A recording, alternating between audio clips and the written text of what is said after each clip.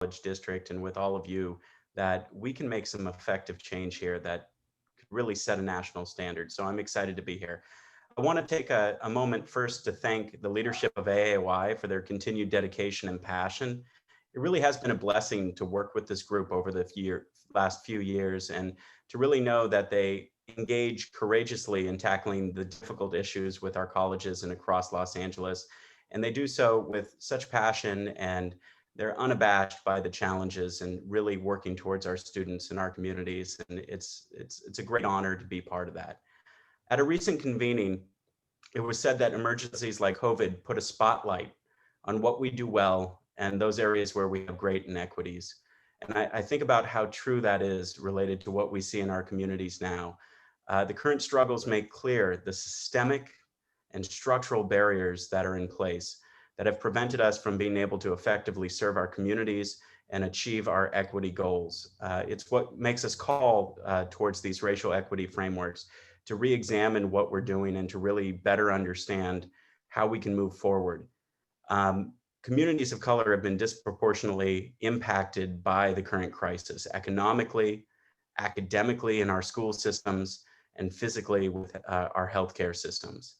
And we need to move towards addressing these challenges and making sure that students are being effectively served. But I really hope that we look beyond supporting the communities in this time of crisis and really set as our goal the dismantling of the systems that have generated the inequities in times of crisis and in times of normalcy alike. I'm honored to provide a welcome here and to work with all of you here today who have embraced the call of our speaker, who's calling for unity while getting the work done. I really do look forward to standing with you in that unity and to seeing what we can accomplish together the next year. Thank you.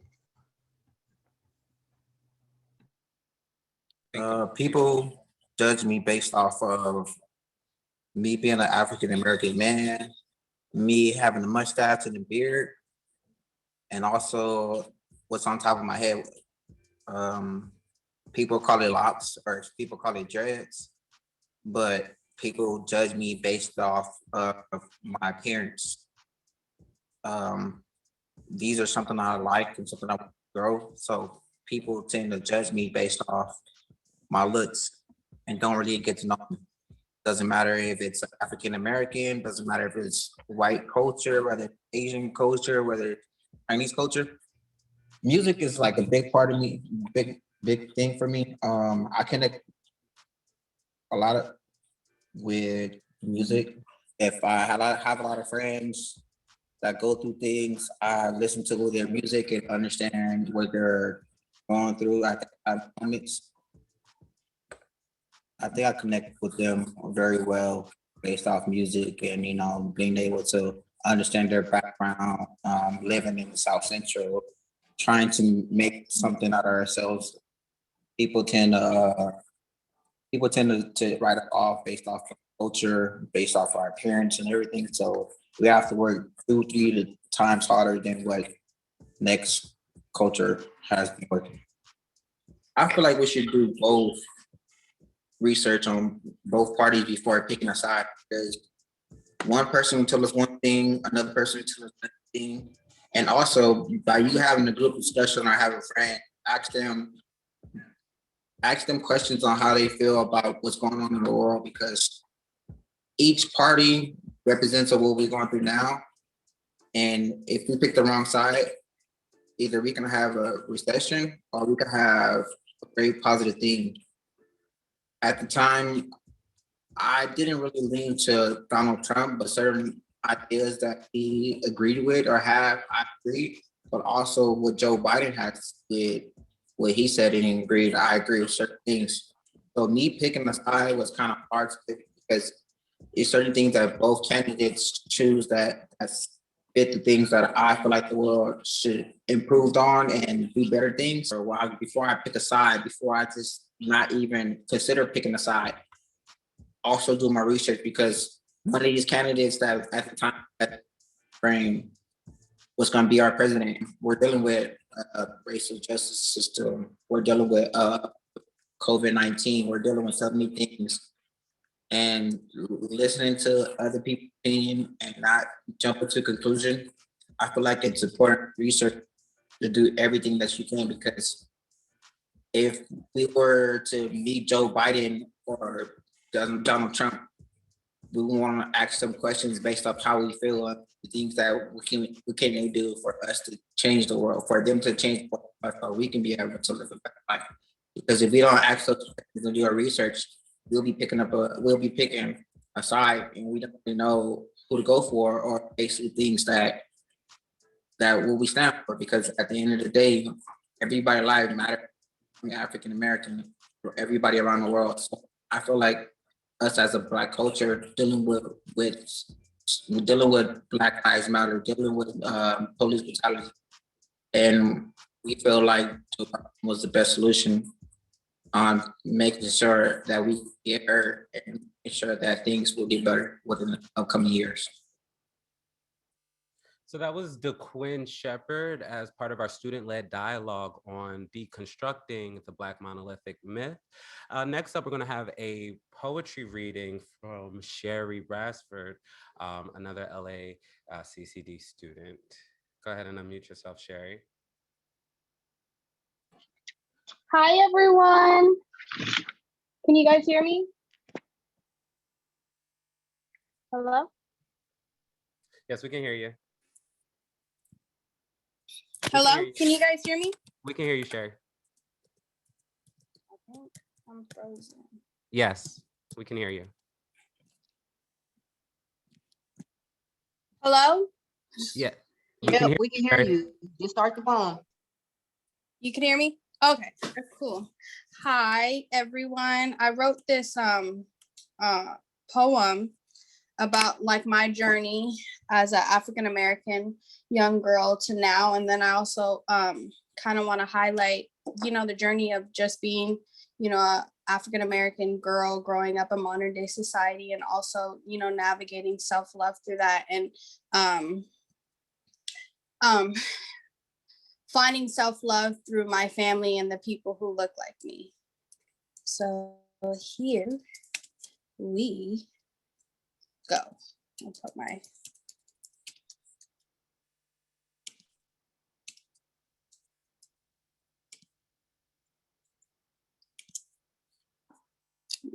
to it.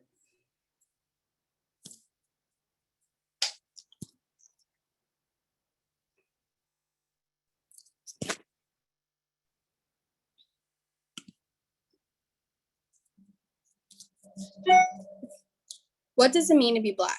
What does Black mean to you? I sit here and think I'm celebrating a month specifically for Black people, celebrating the people who came before me, the people next to me, and the people behind me. Although it is 1 month, I believe every day should be a celebration.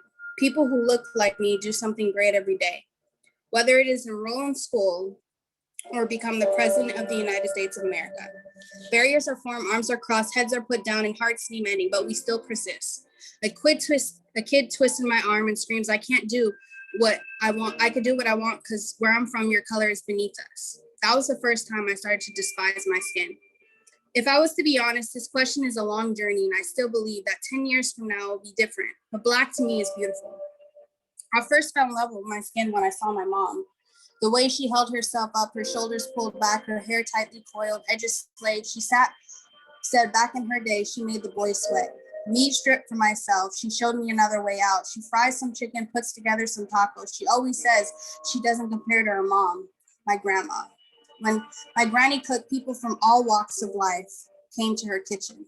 She kept it a secret. Only the ones close to her knew she made everything with a secret ingredient. Her cooking, her family became her love. Fully furnished house built from the ground. It was in Pacoima back in the day. Her husband suffered from PTSD from the Korean War, but mom continued to soar. Despite the trials she faced, she still came out strong, wise, mindful, full life. Me, I was scared. I didn't understand the meaning of what seeps through my skin, but I'm still here. I'm still breathing. I'm still talking. I'm still fighting. Black is love. Black is my mom. Black is granny. Black is my dad. Black is hopeful. Black is dreaming. Black is breathing. Black is fighting. Black is thriving. Black is demanding. Black is soul seeking. Black is never ending. Black is me. Thank you.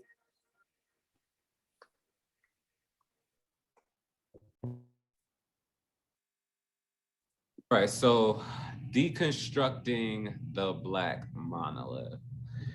I mean, does anybody even believe that Black people are a monolith now after these last 4 years? I mean, we've always had, you know, the Kanye West, the Clarence Thomas, what they would call, like, some people would say the Uncle Toms. And so, like, there's always been division. I think the myth is that that division, or that, you know, variety or diversity of ideas has to keep us from, you know, progressing forward.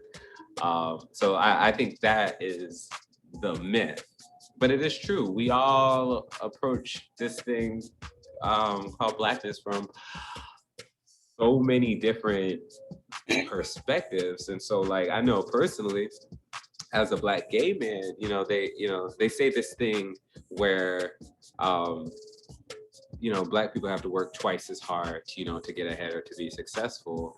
I think as a Black gay man, I felt that way even within, the Black community. And so that's why, like, I'm always, uplifting people like James Baldwin and Baird Rustin, as examples of how, Black gay people, Black gay men have always been, connected to the fight for civil rights, for, our heterosexual brothers and sisters. And so, like, I always try to keep that in the forefront because, this notion, probably having to do with Christianity, that, Black people are somehow, more homophobic than anybody else, like that took hold. And like, I think so many narratives that are, put upon us, we, unfortunately end up fulfilling them. Great job, Anya. Awesome, beautiful. Great job to you as well, Sherry. My name is Nairi Berry. I'm the AOI coordinator, and amongst other things at LA City College. But Chancellor Rodriguez, Ryan, you stated, coming up after Chancellor Rodriguez is pretty much not much you can say. His introduction and his about Dr. Edward Bush was amazing. I just want to touch up on a few other things that make Dr. Edward Bush an amazing person and an inspiring person. In addition to that, he's an innovative leader. I think one of the most important aspects of his life that he cherished dearly is that he's a husband, and he's the husband of Dr. Janice Bush, and has a daughter in law school at UC Irvine, and he has a son that's a recent graduate of Morehouse. And he's also the co-author of the African American male theory. So without further ado, I would like to introduce to you all Dr. Edward Bush. Thank you. Good afternoon. It is more than an honor. It is indeed a privilege and an opportunity to be able to be in community and to be able to share this important space with you. I want to start by saying that there's no place I'd rather be, that I could not be doing anything more important at this very moment in time than having the opportunity to share with you. We are at a critical juncture as a community college community, and as Black folks, and as communities of color, to begin a process that allows us to now fully kind of reimagine and rethink and recreate how we view post-secondary education and how we approach our work in our systems and in our colleges to really bring about the transformational change necessary to not only improve outcomes for African-American students, but to also change the trajectory and the experience of African-American faculty, classified professionals, and administrators. I am thankful for the AOI committee for having me in the space and for inviting me out. I'm also grateful for the leadership and the friendship and the mentorship of Dr. Francisco Rodriguez, the illustrious chancellor of your community college, of your Los Angeles Community College district. I was going to end with this, but I think I would start from this standpoint. The trustee mentioned, right, that you are the largest community college district in the nation. I do not take that lightly, nor should you. And I view it as an immense responsibility that, given your size, given your diversity and the complexities associated with your district, if you are able to figure it out, if you are able to reimagine, right, and re-engineer a system of post-secondary education that is able to center the experience of students of color, and the fact that we are in Black History Month, be specific as be able to recenter African-American students in your work, if you are able to close gaps, if you are able, right, to see students coming in to have equal access to your institutions and able to be successful, if you are able to figure out how to hire more Black faculty, if you're able to figure out how to bring on more African-American administrators and presidents, that in fact that you are able to set the tone and create the template for the community college system, not only in the state of California, but throughout the nation, right? So you have a tremendous opportunity.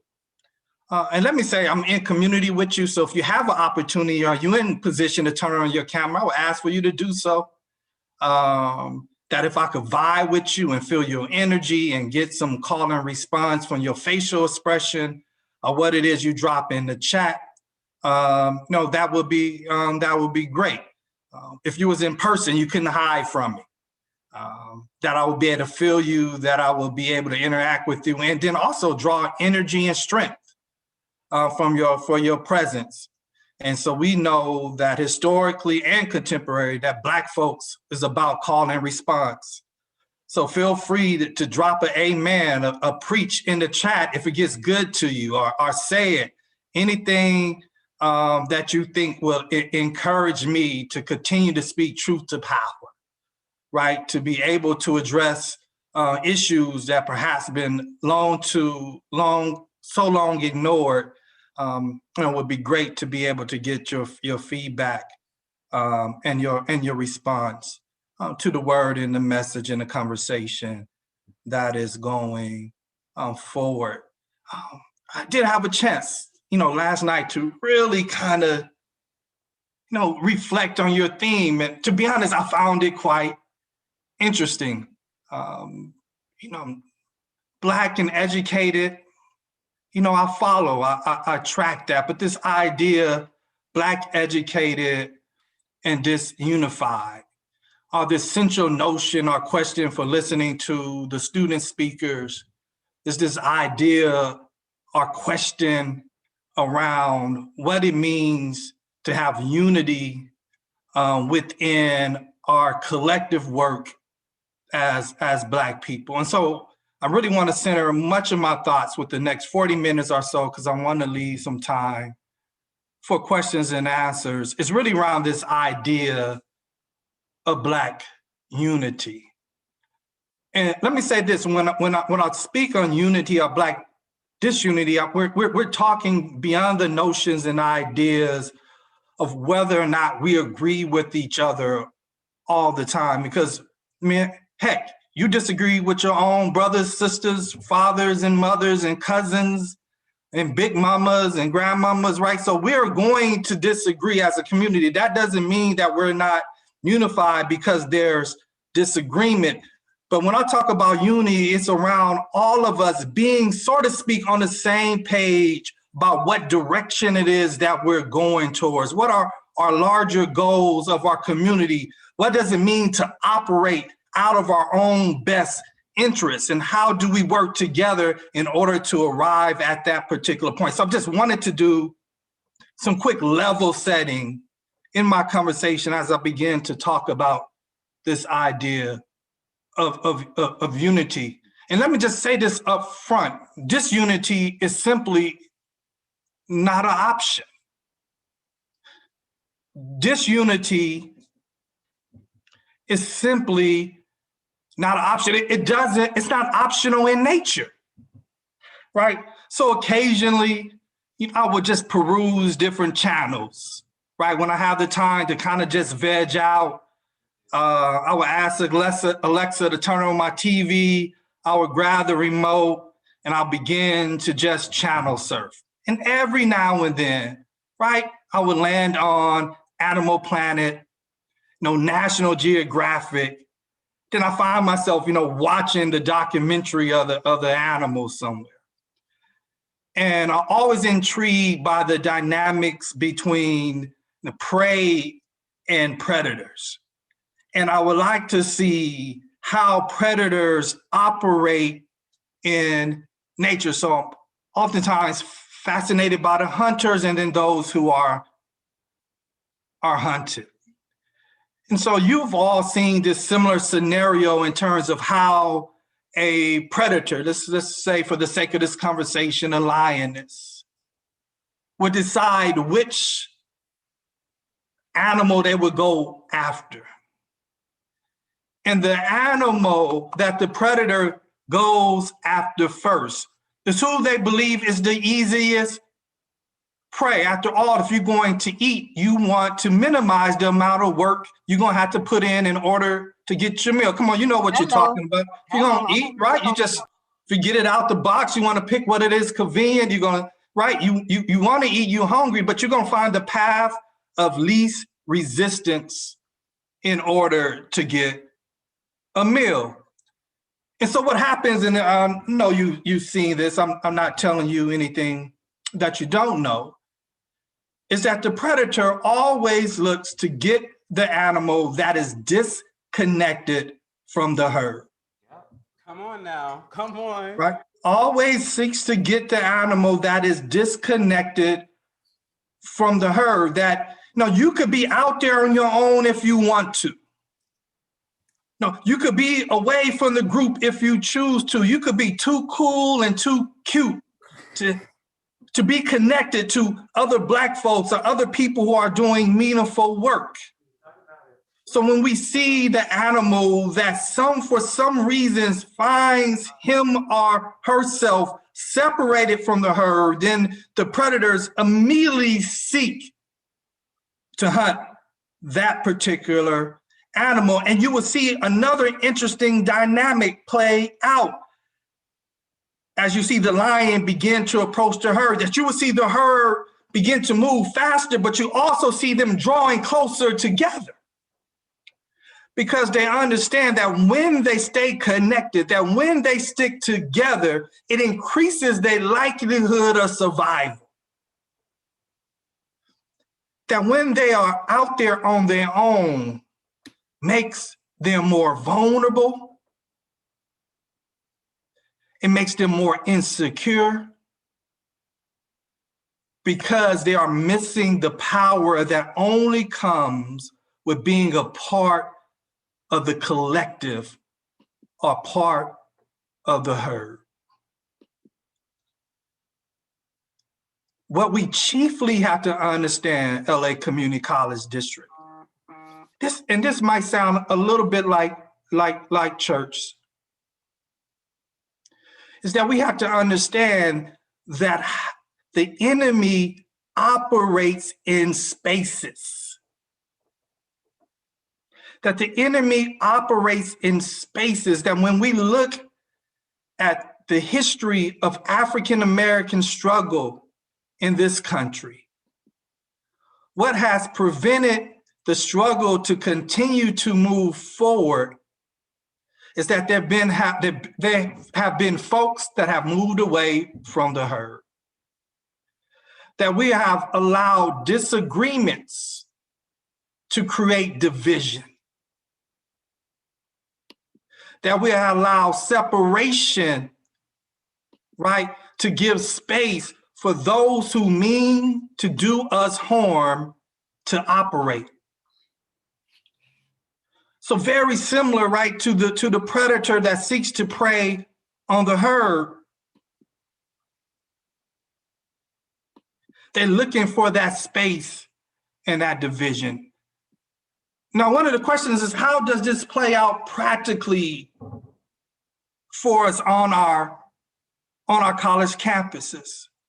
How does this kind of manifest? This division can deter from the real goals that you may have set up for your district to improve the achievement of African American students? So that's a really good question. So I'm glad you asked that. And it's simple. And this is when I begin to get a little bit more prescriptive, and I would go back and forth to kind of the philosophical to more of this prescriptive recommendations. And one of the things that I have found is that simply we have failed to oftentimes create clarity around what our collective agenda really is. So if I ask you, to put in the chat, what is the Black agenda for LA Community College District?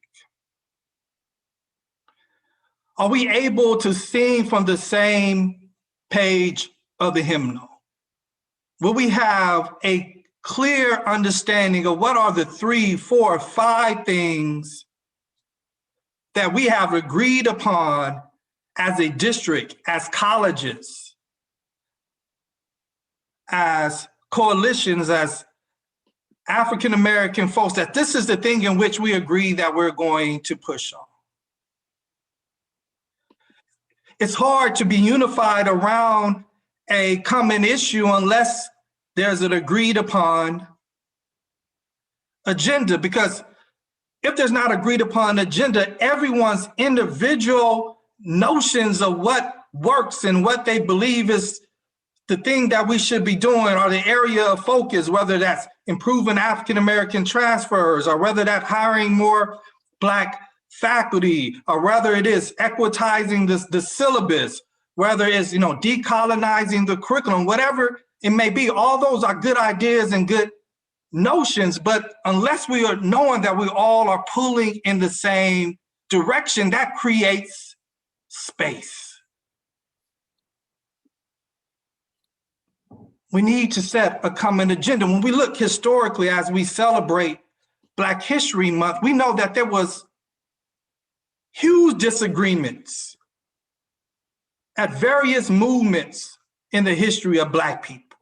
We know that Garvey disagreed with Du Bois and Washington. We know that Malcolm had disagreements with Martin, but I couldn't say that they were not unified. Because whether it was consciously or subconsciously, they were all pulling in the same direction about freedom and liberation and equality for Black people. Yes, they had different methods, but they all operated with a common understanding that the oppression and subjugation and marginalization of African-American people were baseline unacceptable, that conditions had to change, that we had this commonality of oppression, that we had a cultural continuity of what it meant to be African living in America. And out of that continuity grew this larger notion of unity, that we had to somehow work together despite our disagreements and despite our feelings.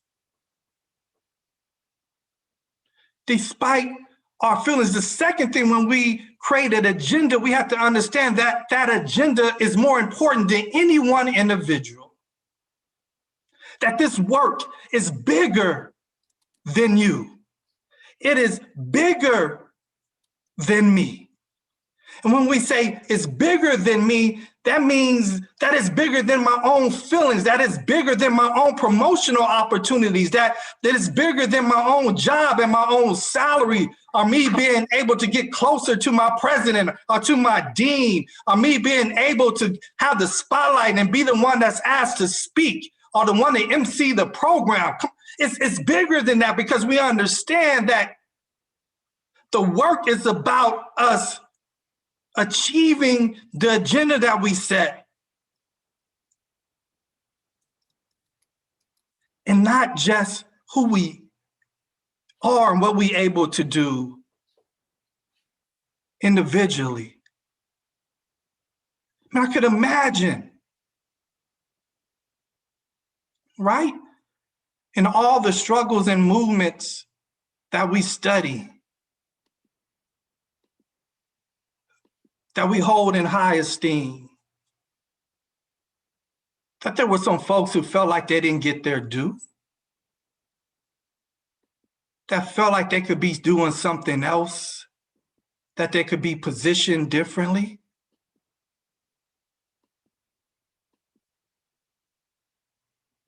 But they realized that it was bigger than their feelings. You know, one of the things that I do when I come into space that I really do try to pick up on things that are said and things that are unsaid. And I'll be less than honest that some of the things that I picked up didn't suggest that I think that there's some petty things that are getting in the way of some real work. I'm gonna be completely honest, because in the next 30 minutes, I'm gonna be off the Zoom call and you won't even have to see me again. And you don't even have to invite me back out. Just my sense is, right? I could be absolutely wrong, and I'll take that. And I'm not trying to be disparaging about any real issues that may actually exist, that needs to be worked on, that needs to be healed, that needs to be forgiven. And I think that really needs to occur. That while I'm also pick up that there's some hurt feelings around some issues that I believe is less important, but I also believe that there's some need and some space for some real healing to occur. For some folks to ask each other for forgiveness. That there's some people that's on this call, that is in this district, that has been traumatized and hurt and harmed in the course of performing their job or in the course of fighting for equity, that they feel like that they have been marginalized or feel like they're being asked to sit on the sideline when they're saying, hey, I've been doing this for 5, 10, 15, 20, 25 years. And now all of a sudden, poor George Floyd, we're doing this work, and all of a sudden people forget about everything that I've done because I've been fighting and been in this battle for a long time. I get it. I understand. But one of the messages I have for you in that, and I encourage you to facilitate those type of healing conversation and dialogue. But I will offer this: do not allow your trauma to interfere with your destiny. Don't allow your trauma and your hurt to interfere with your destiny. And when I say destiny, I'm talking about a collective destiny, because we are serving students. We are onboarding new faculty, staff, and administrators who could care, a little less about what happened 25 years ago. That felt like it happened yesterday. That they are coming to your 9 colleges, hoping and believing that there's some folks on their campus that know better than them, that they could depend on, that they could lean on, that they know is willing to fight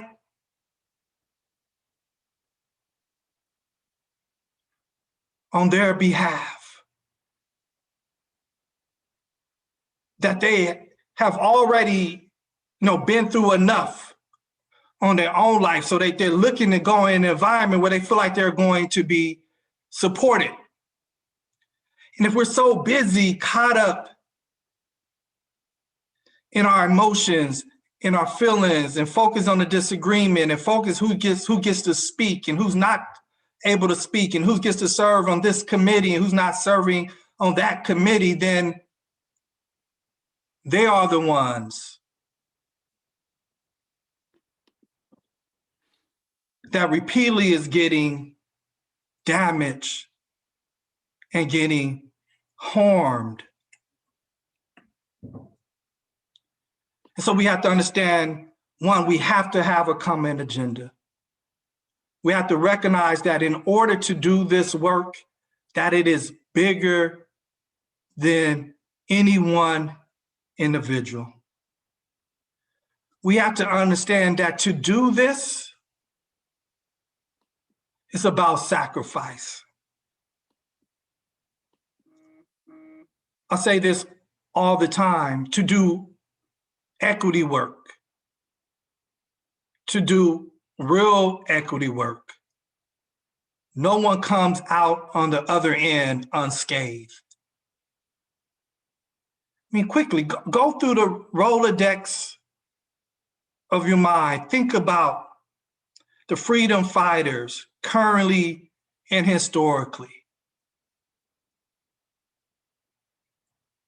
None of them did that work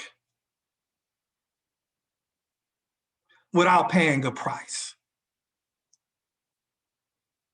It comes at a cost, right? We just most recently saw, right, are reminded of Malcolm X's assassination and the recent confession of a New York police officer to talk about how they set him up and conspired around his death. It's just another example that there's a cost associated with this work. And so when you set your agenda, the next thing you have to think about, in fact, let me back up. Before you set your agenda,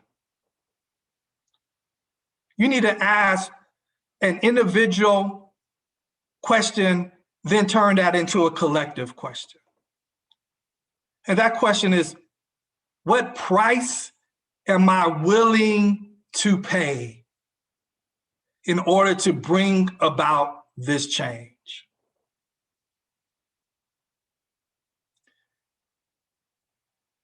I'm not going to have you answer that out loud, but at the same time, it's not rhetorical.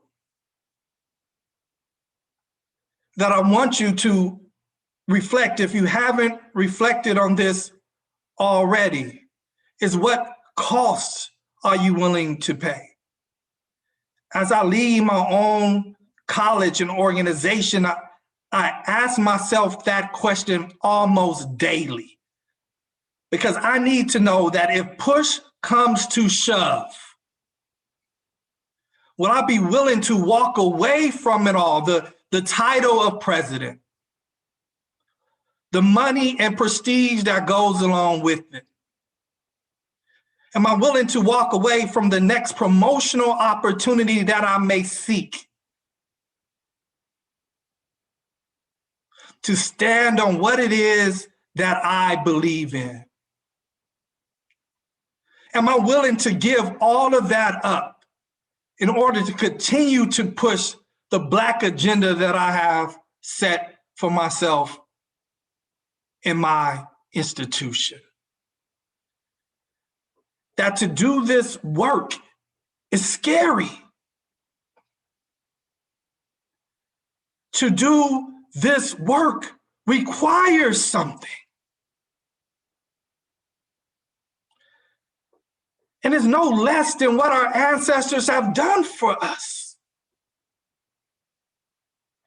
You know, one of the things that drives me and motivates me to do this work is not out of my own intrinsic idea, a sense of trying to chase down what is right. It's because I recognize first and foremost that I have a debt that must be repaid.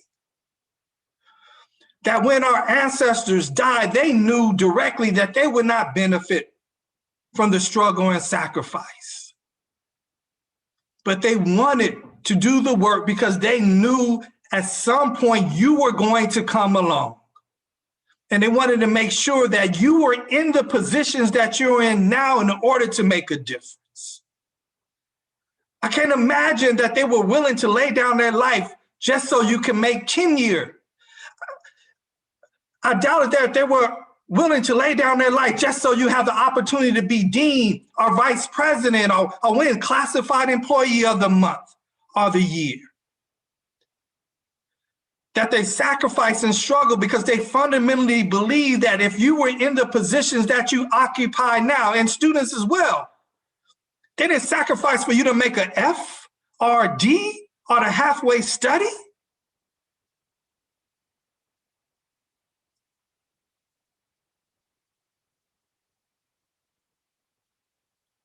The question I ask folks often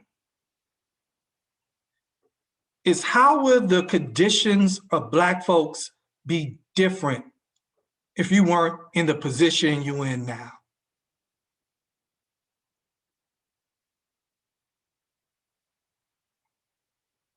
You got to get that question. It's a question for everyone, not just the Black folks on the call. Because if the conditions was the same for Black people at your college before you were in the position that you were in, and if the conditions for Black folks would be the same once you leave the position, then I would ask, what the heck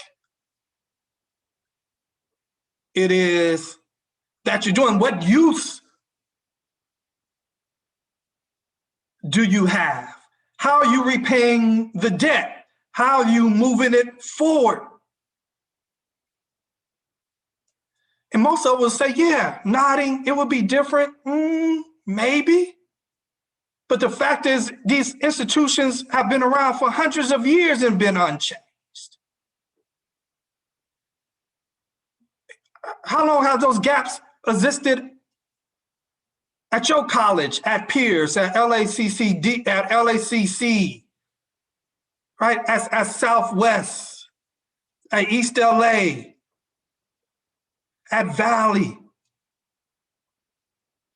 How long have there been policies that we know are deleterious to African-American students, and yet year after year, review after review, those policies still stand unchallenged?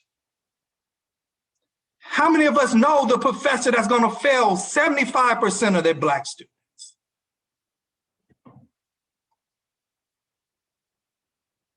But every evaluation goes through smoothly. Every tenure review goes through smoothly. They're unchallenged by their union, unchallenged by administration. Because we seek to protect the institution and not protect those who are most vulnerable, which are our historically marginalized students. Where's their contract? Where's their rep? Where's their collective bargaining union? Where's their administrator and vice president? Where's their president? Where's their dean? Who's looking out for them? Who's representing them?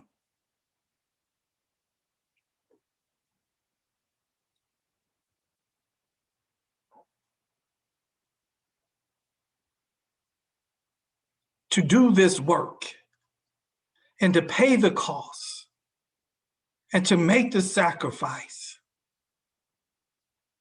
we have to understand that it's more than emotional, physical, and psychological work. This is spiritual work. I said I might take you to church. And we know, right? For those who know, we don't wrestle against flesh and blood, right? So we understand that to be an African person, to be African, that we recognize that we are spiritual and not just physical. And so if we're going to be unified our first level of connection has to be at the spiritual level. We have to know that we are inextricably connected and linked spiritually.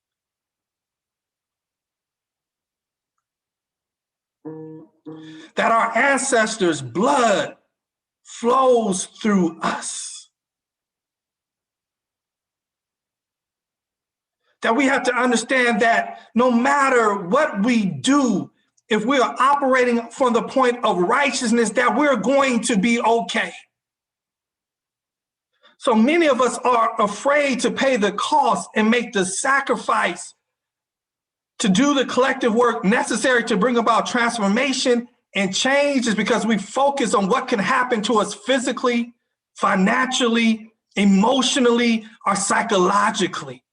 But when you understand that you are operating from a spiritual power and dynamic, and you're on the side of righteousness, that no one or nothing can touch you, regardless if they're your supervisor, vice president, president, board of trustee member, governor, president, whatever it is you want to name, you are going to be all right.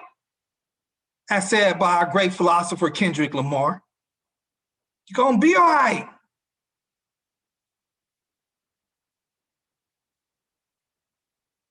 When you do this work. And so practically, as we operationalize, what does that mean is that you don't always have to ask permission to do what it is that is right. You don't have to wait for the budget to come. You don't have to wait for your unit plans and program reviews to be evaluated. That all of us are in positions where we have a sphere and influence and control with our job. That if you wanted to decolonize some stuff, if you want to create a just institution, start at the service desk that you man. If you were going to create an equitable institution, start in the classroom in which you teach in. If you want to create a more equitable college and institution, start in the division that you lead. If you want to hire more diverse faculty, start in your division that you're the dean over. Or get it your behind on the search committee.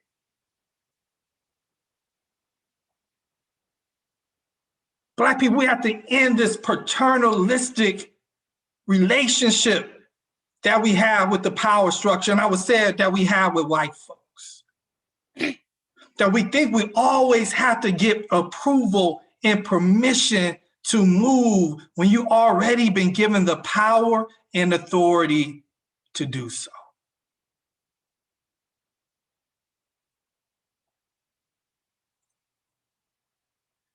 And that is easier to do when you know you're working with folks that's going to ultimately have your back. You're required to do it anyway. But it's easier to do when you move collectively. Right? If I'm walking in a neighborhood I've never been in before, or if I'm walking in a spot that's unfamiliar, I'm going to have a level of confidence if I'm by myself. But if I'm rolling with my crew, if I'm with my boys, I'm going to have another swag. I'm going to have another level of confidence in what I say and what I do. I'm going to feel a little bit more secure. Black folks in LA Community College District, you need to be each other's crew.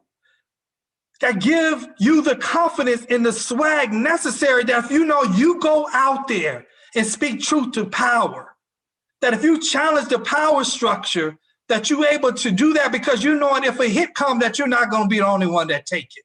That if a fight break out, that someone else is going to jump in with you. That if words are exchanged, that someone else is going to equip you with the words to be able to do battle. That if they try to get rid of one of you, they know they have to get rid of all 100 of you.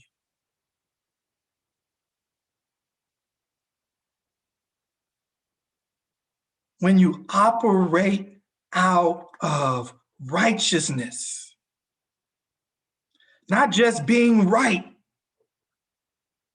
and there's a difference, right? Because so many of you are stuck for being engaged in the work because you focus on being right. They did me wrong. You probably right. They did do you wrong. But the righteous thing is for you to still stay engaged because you are needed. Your insight, your experience, your voice is needed. I give this analogy, right? If you're at a four-way stop, right? You at a stoplight. Your stoplight is green, but the person is running the red light. You would be in the right to drive through that light, because the law tell you when the law is green, it's your turn to go. But if you go through that green light while the other person went through that red light, you be dead and right. The righteous thing is allow that person to go through the red light and both of y'all live, and you can chase him down later and have a conversation about what he or she did wrong.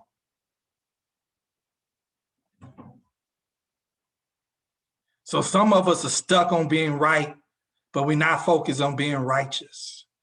And you're wondering why you're getting pushed back, or why you're unable to create movement on your campus because you're trying to be right instead of stepping back and say, ooh, is this really the righteous thing to do for our students? Yeah, I could really put my dean on blast right now and expose them, and I would be right, but how is that going to really move forward the work? Yeah, I could go to the board meeting and form a line and really tell Chancellor Rodriguez everything I think he's doing wrong and how he could do it differently. You might think you're right, but is that really going to move the agenda for Black students? Is that really going to create more faculty positions for faculty of color? This is spiritual work. And it's required. It's inescapable. It's what we call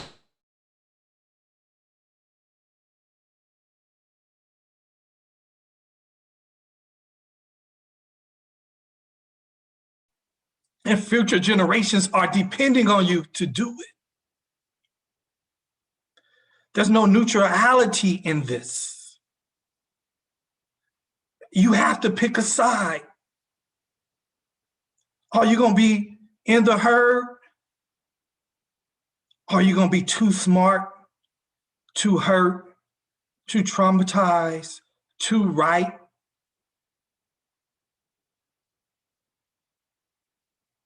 And be disconnected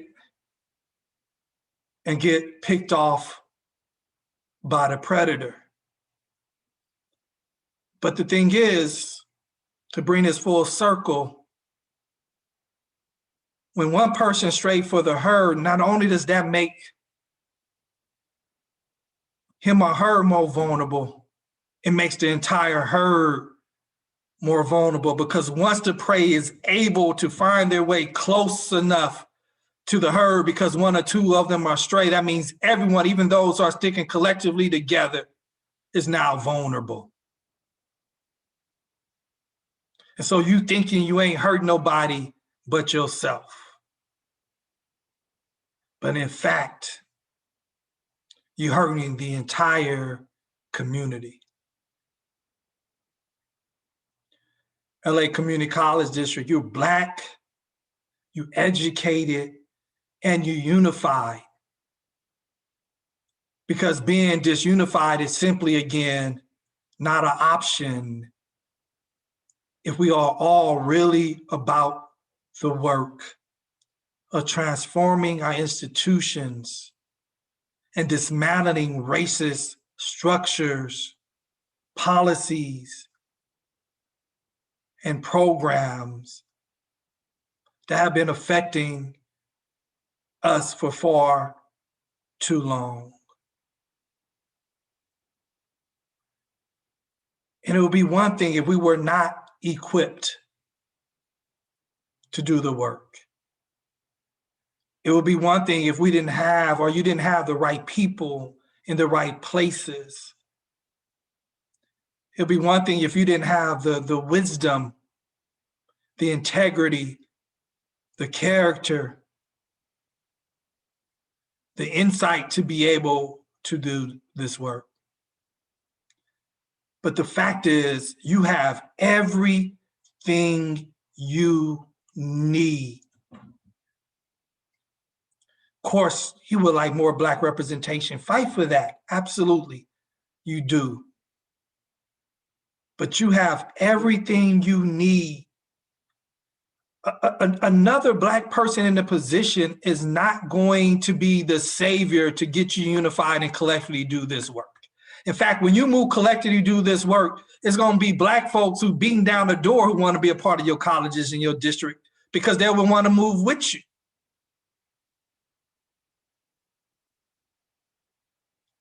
You have the capacity, competency, and courage to be able to set aspirational goals about what is possible for African Americans in your district. When you pull together, you will be able to do what Black folks have always done, and that is to build, to be able to create, to be able to grow, and to manifest anything that we can have the nerve to imagine and to dream.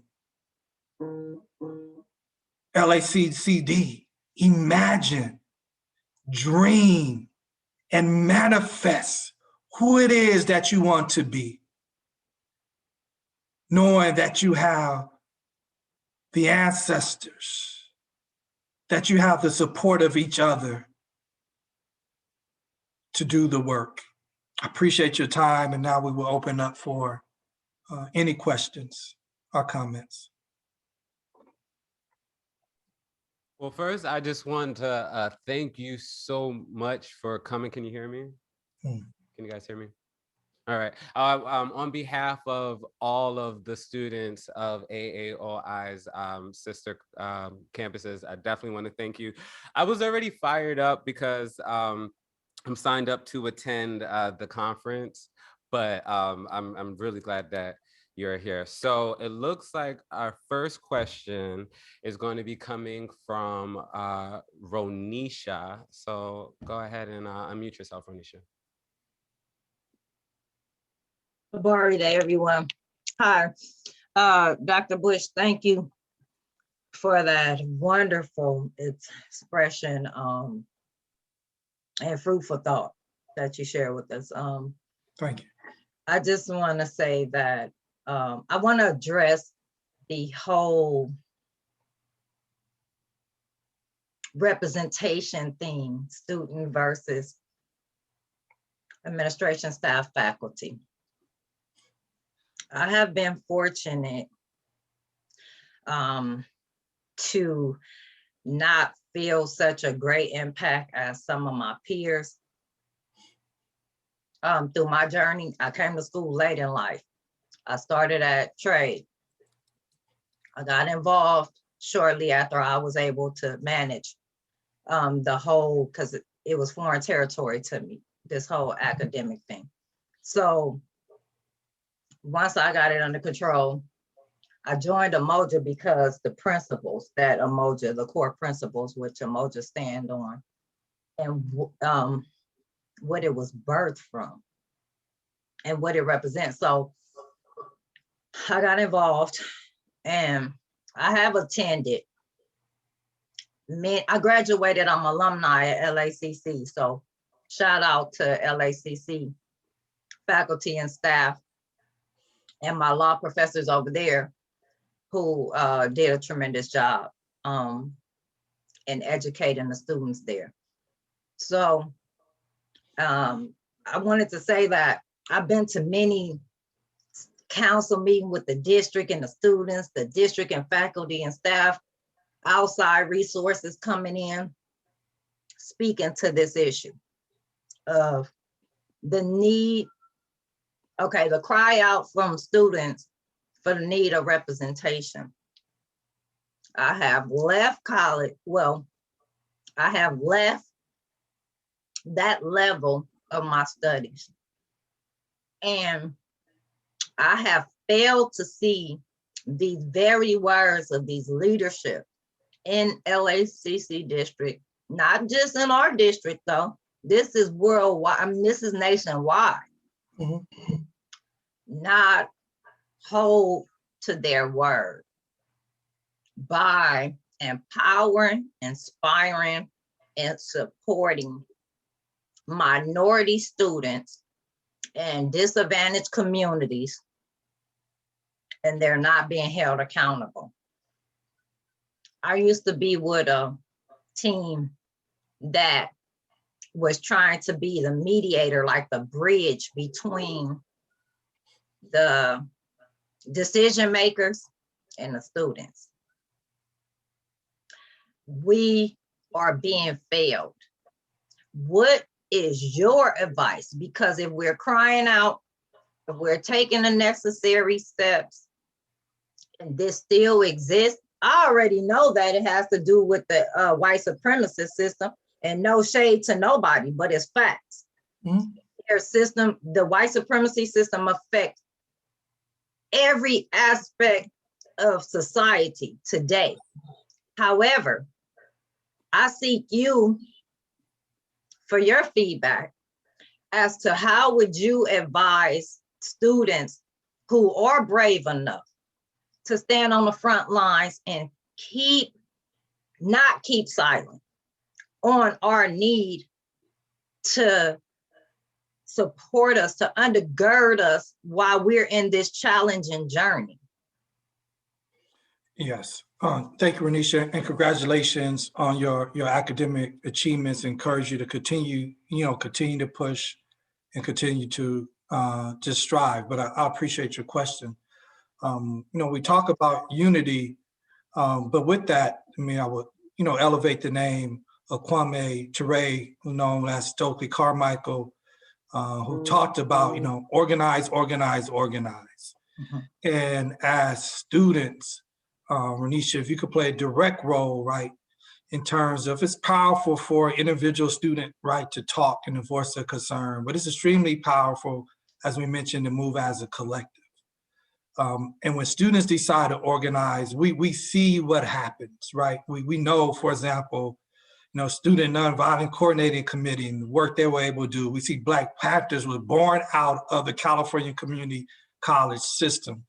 And so knowing that you stand on a historical legacy as students to be able to organize and to activate to not only create change within your college, but to create systemic change, right, that will have an impact throughout the nation and in fact the world.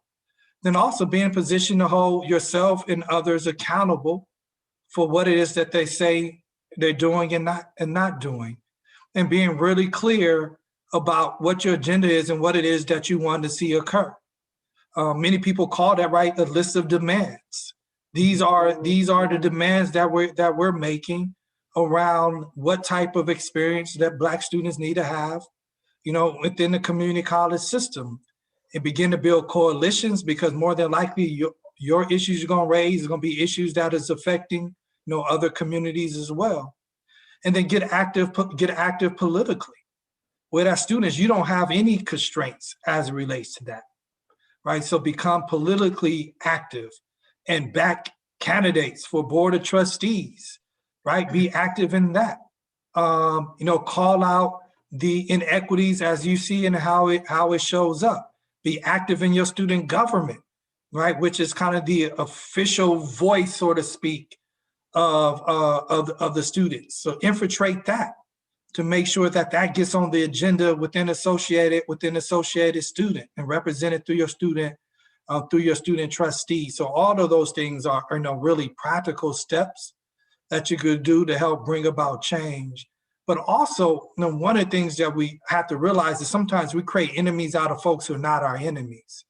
And just because people have a certain position within our institutions and change hasn't happened, I mean, these people, right, white supremacy and institutional racism is resistant and resilient. That's why it exists for a long period of time. Of course. And no matter how woke I believe I am, I still push up against it and not able to make changes as fast, as drastically that I want to make in my role, right? And don't mean I shouldn't be held accountable for that, but I want you to know that it is really difficult. And so sometimes our students are able to say things that I'm unable to say just because of the position I have within the institution. So you could build quiet allyship and co-conspirators, meaning like our work is subversive. I mean, it doesn't need to always be public and out in the open, because we understand that we are operating in a hostile system, right, that seeks to continue to oppress and marginalize Black folks. So let's be real. And so you have to sometimes do an Underground Railroad move. And so you may have a college president that is secretly rooting for you, hoping that you put the system on blast, but they're not able to say that. And you making them potentially an enemy when they're really secretly your co-conspirator. So you can find ways to have different conversations and move in a way of being very politically sophisticated and organized, where you could be able to build coalition and allyship in some traditional places that you may not have realized. But I would start with just organizing students, again, building a common agenda, list of demands, and to begin to have a layer of accountability around those changes. And Dr. Bush, just to touch on that point, I'm not like pointing the fingers at no one direction, right? Because what some of the dismantling take place because the students get frustrated and then everything just, go left, and don't nobody want to listen to nobody, and it kind of dismantle. So what the end goal was, we know we don't get too far, because once a problem rise or the resistance rise against our causes to speak against the oppression and the inequality, then it's like problems within the unit, So it's work in progress. Nothing changes, as you said. It takes time. It's challenges to be met, and that you will be presented with. I understand all that. That's so I plan on being here for a while. So I'll just do my part and just continue to seek wisdom and truth and rational thinking minds to help me assemble or to address the issues at hand, because We want to get in some other questions just in case, but definitely appreciate that. Shay, continue to work and continue to build. Appreciate you. Thank you kindly, sir. So I had a question while we're waiting on some more questions from the group. What could you speak to some of the benefits of Amen for students and maybe for professionals as well? So Amen, yeah. One of the things is appreciate Chancellor Rodriguez and LA Community College District, support of the Amen conference. One of the direct, benefits is, our work and advocacy around improving the educational experience for African-American men. And we do that through the charter. So I would encourage, the African-American male students on this call, or anyone that interested in serving African-American students, to really seek to build out an Amen charter on your campus. It is a transformational student experience in terms of building brotherhood and peer support around academic excellence and success. And so I would highly encourage that is one direct way to be engaged in the benefits of being connected to Amen an organization. But also Amen is really now getting active in trying to address systemic inequities through statewide policies. If you haven't had a chance to look at the recent report that Amen, along with Umoja Commission for the Campaign of College Opportunity to do, I would encourage you to do that. It's called, Follow the Money. California systemically underinvests in Black degree attainment. You will see that the state and per student spends invests $200 less in African-American students in comparison to white students. And that's per student. And so when we look at the disparities in educational outcomes, it directly matches the level in which students are funded. And so Asian and white students, for example, receive the higher state investment, Latina students and Black students receive the least state investment. And so one of the things when we said we created an agenda to work collectively together, I mean, that is a systemic issue, a systemic inequities that we can collectively work on that would benefit not just students of color, but it would transform how community colleges are funded, because community colleges primarily is the institution that would serve the disproportionate number of Black and Brown students. Thank you so much for that. And it looks like we have another question for you from Elliot Coney. Hey, how you doing, man? Question, Elliot. Dr. Bush, good to see you, my good Hey, brother. good to see you, man.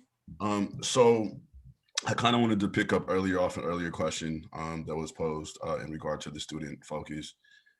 We come from a district as a Black male that I feel that people that have taken that approach and speaking up have been vilified and attacked directly.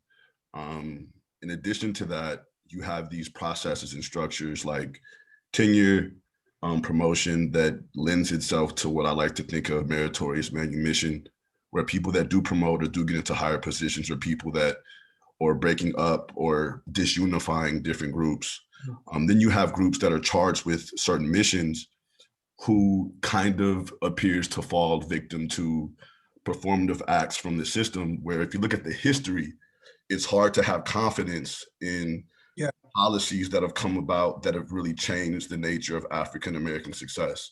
And as someone that deals with African-American success directly on my campus and a part of bigger groups to help push forward this effort, what advice do you have for faculty in navigating the system where, you know, people that are passionate, people that are of the skill set to make these things happen continue to either be ostracized or to some degree fall victim to kind of some of the placation that happens in many of the systems that we see in California. And to your point earlier, as an African-American president, where you get into a position of power, but that position of power tends to restrict you some, where you can't tell a student that you do want to put the system on blast, you know, because we have to kind of go along to kind of get along in this system, which also lends to maybe pushing back on individual values, what we tend to stand on in this space as well. It is a very hard, you know, position to navigate. Even individuals that have been a part of your organization, I believe, have been attacked in this district as well. So when you're younger and you're coming through this system, it makes you want to move a little bit more strategic. It also makes you not want to ruffle that many feathers because, again, in an environment where you don't have anybody that looks like me at the presidential level, where it's very scarce on the vice presidential level, it's hard to find that support to where you really can speak openly about the issues that are affecting African-American students, especially when equity for these groups isn't really equity, it's more of equity for all. And then we have money that needs to go to Black students that aren't really directly dispersed. And we're having to like literally scrap and ask for money and beg for money for helping the students out. So any advice you would have for faculty that may be pre-tenure particularly, that are looking to, you know, definitely continue to advance this great work that have been upheld by your organizations and other organizations like AAOI would be great. No, thank you, Elliot. Good seeing you, and I appreciate the question. I think there's a couple of other questions that need to be attached to some of the points you lifted up. It's like, what is it that you're trying to navigate? And being ostracized by whom and for what? And then also, like, what is your end game in attempting to navigate and not being ostracized? Right, and I raise that because it's critical, because it's like, who are you seeking validation from? And so, I mean, we all want to be able to earn a good living, right? So I'm not discounting, you know, trying to navigate in order to make tenure, to maintain your job, you know, not to get fired. Like I do understand that, and we'll address it. But if that's your end game, then it will be easy for the collective work we're trying to do to be disrupted, right? That if you have validation from your folks and don't get validation from other people in the community, you know, in your college, you might be okay with that, right? Are you trying to navigate how to be in the best position to get promoted? Are you trying to navigate how you can use your voice in position to make the conditions better for Black people in your institution? Those are two very different systems to navigate. And I'm not judging either one. I just think those are real questions you have to ask. And if your goal is to navigate and use your 10-year example, Elliot, when you operate collectively, then you all make decisions as Black folks within this district, is that who's in best position to speak up at this particular time, because it'll be less costly for them to do so. And when you're not operating out of that collective, it goes back to what I said, it's easy for you to get picked off because you're not being strategic about who's the best person to represent you at this particular point in time. And so part of the political sophistication that we need to operate in is having those very real conversations. Say, look, I value being able to make tenure. I want to be able to feed my family. I want to say this, but Daryl has tenure and no one is going to mess with him.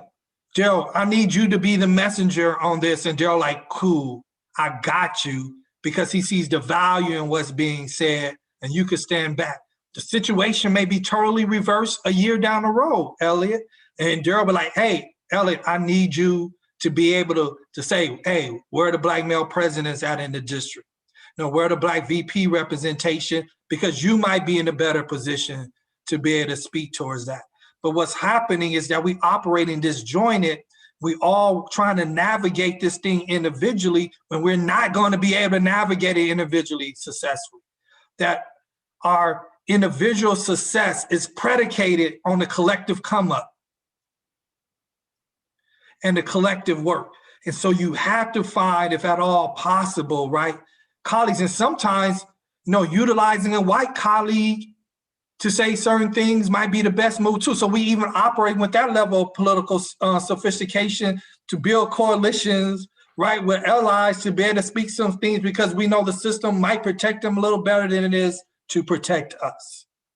And so that, I mean, it's not easy work.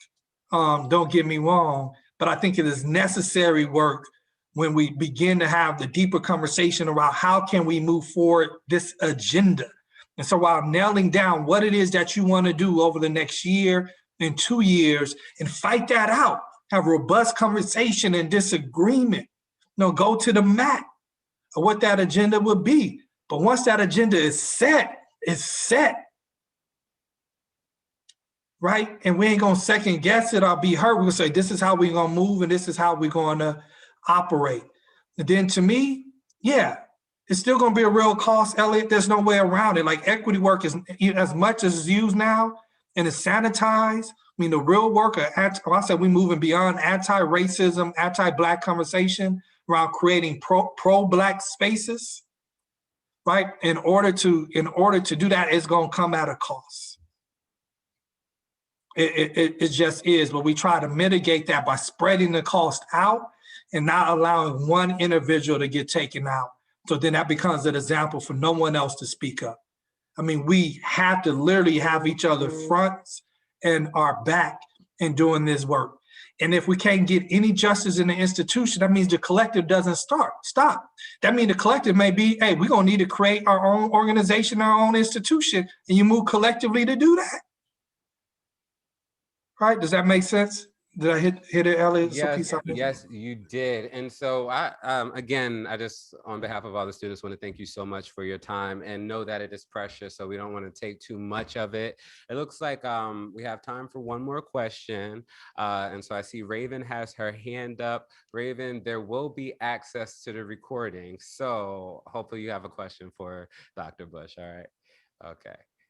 Hi, I'm Raven, and thank you for letting me know about the recording. I see that the biggest thing you keep touching on is that it starts with the Black community unifying. And as a Black woman specifically, I can't really speak to like Black male unity, but what are some tips that you can say as just even a Black person in general, getting the community to fight against colorism within our community, classism within our community, educationism, and that sense of like elitism within our community, so we can, look past the things that divide us and work on how to unify as one so that we can promote the Black agenda together instead of focusing on like, oh, well, you didn't go to school, so this, or so you're lighter, so this, or you're darker, so that, or you have this much money or not that much money. Instead of focusing on those things, what tips do you have that can help us put that on a back burner and realize, well, we're all Black, and in order to promote the agenda that'll advance all of us, how are we going to do that? Yeah, thank you for the question. My response is really simple. We do that by acknowledging where those divisions stem from, and it's not created within our communities. It's not created out of our families, right? So we understand that those symptoms, the disease is white supremacy, the history and legacy of enslavement and colonialization. But we treat those symptoms as if those are problems that have been created within our communities, right? The idea of colorism, all this separation, we didn't get down and didn't roll like that, pre-enslavement and pre-colonialization. So one, I think we need to properly contextualize and situate where those problems are, and even in terms of gender dynamics. That patriarchy is in directly correlates with white supremacy and institutional racism. They're twins. Those type of patriarchal concepts in many places on the continent, pre-colonization didn't exist. And so I think in part is to blame who needs to be blamed for those situations. And then that itself would bring about kind of a form of collective unity when we properly situate the fact that these were not conditions created in and out of ourselves. Now we're dealing with the manifestations of that. And so we got to own it, deal with it and address it, but we need to place blame where blame is due and move forward. Okay, thank you. Everybody give it up for Dr. Edward Bush. All right, you can't hear him, but I'm sure you see him. Thank you so much for joining us. We're going to now get ready to move into the student-led portion of the program. Students stick around, staff can stick around as well. So first thing first is, I know you guys have seen a lot of me, maybe a little bit over this last week or so. We are looking for, more students to get involved with AAOI. So, if you have ideas or just want to be involved, send an email to AAOI studentsubmissions@gmail.com. So we're going to do a little trivia, and then I want to show you guys the Unity Challenge. So first for trivia, who was the first African-American woman to win 5 Grammys in 1 year? Put your answer in the chat. Okay. If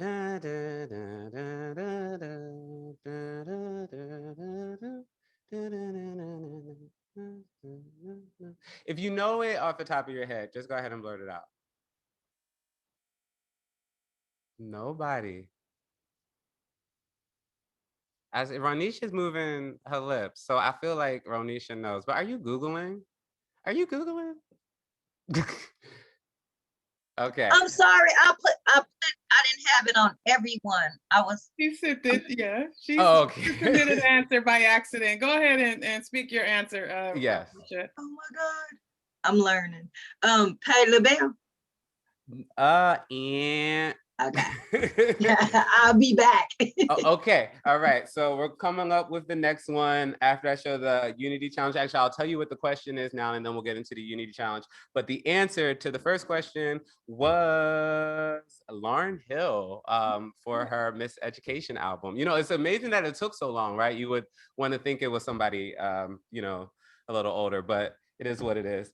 Our second question is going to be, who was the first African-American to graduate from Harvard University and become a US Senator? All right, so while you're thinking about that, oh, someone said Whitney Houston. Yeah, you would have think she would have got it too.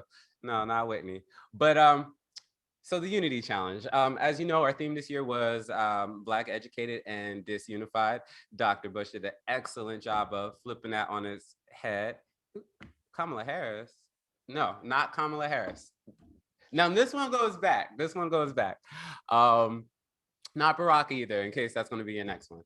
But so as part of the theme, as part of the challenge, we're doing this thing called the not George Washington, not George Washington Carver, if that's what you meant, but who was the first African American to graduate from Harvard University and become a U.S. Senator? Stacey Abrams? No, not Stacey Abrams. Okay, this is a good one.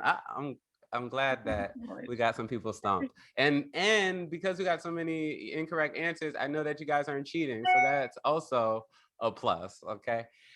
Unity Challenge. So as part of addressing the theme, we wanted to take a look at how, how we become more unified in our own lives. And Godwin, you got it right. The answer is Hiram Revels. So I'm gonna have to, learn about him myself. I wish I could give you some more biographical details, but it's Hiram Revels. So I want you guys to take a look here at the Unity Challenge. Again, we're still accepting submissions for it. So if you want to join, send your submission to AAOI student submissions at gmail.com. Can you put it in the chat when you get a chance? United, even if we get our news from different places, we are still united. United, even when you walk your dog without a leash, without any consideration for those who may be scared of dogs.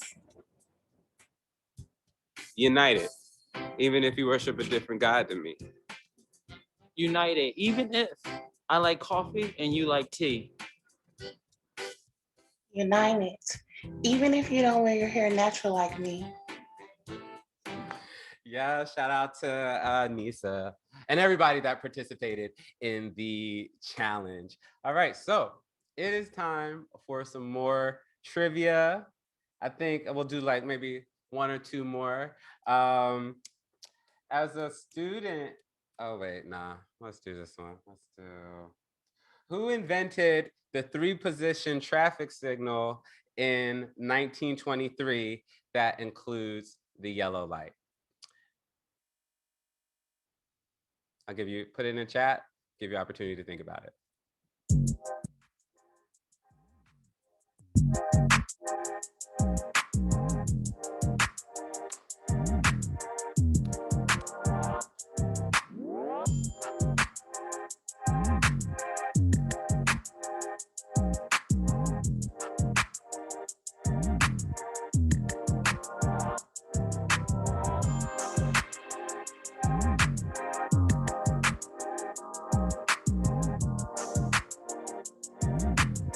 All right, yes, Garrett Morgan is the answer. Godwin, where's Godwin? Godwin, can you unmute yourself? I gotta talk to you for a second. You're getting 2 in a row. You available to unmute? I'm there. Okay. So you just know this all off the top of your head? What is your connection to Hiram and Garrett? They're very historical figures. Garrett, I think I did that. I just got my DMV. So as I was studying for the DMV exam, so I came across it.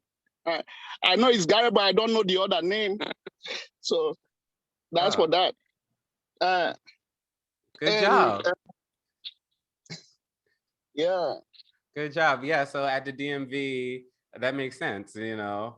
Who invented the stoplight? All right. So this is the last question. And I just want to thank everybody for being here so much. Again, don't forget to do the student submissions. We're going to leave the room open for about 5 minutes if you want to, private, chat, whatever. But the last question, and this is an easy one. So maybe I'll just do one more after that. What was the first historically Black college in America?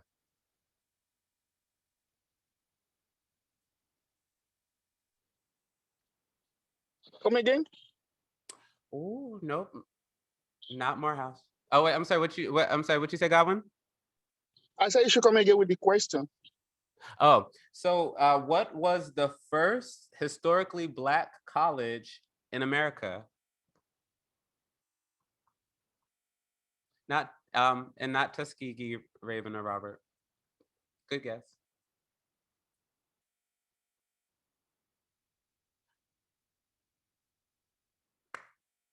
Yes, so Robert got it. It is Cheney. It's actually a small it's a small place in, I think, Pennsylvania. I thought it was going to be Howard, and so I actually had to double check, and so I would have told you guys the wrong answer. I guess I didn't really know either.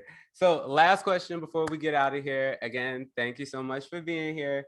In 1939, she wasn't able to perform at Constitutional Hall because of a white performers only policy, but First Lady Eleanor Roosevelt protested, and this singer eventually performed at the Lincoln Memorial. Oh, Robert got it. A different Robert. Yes, Marian Anderson.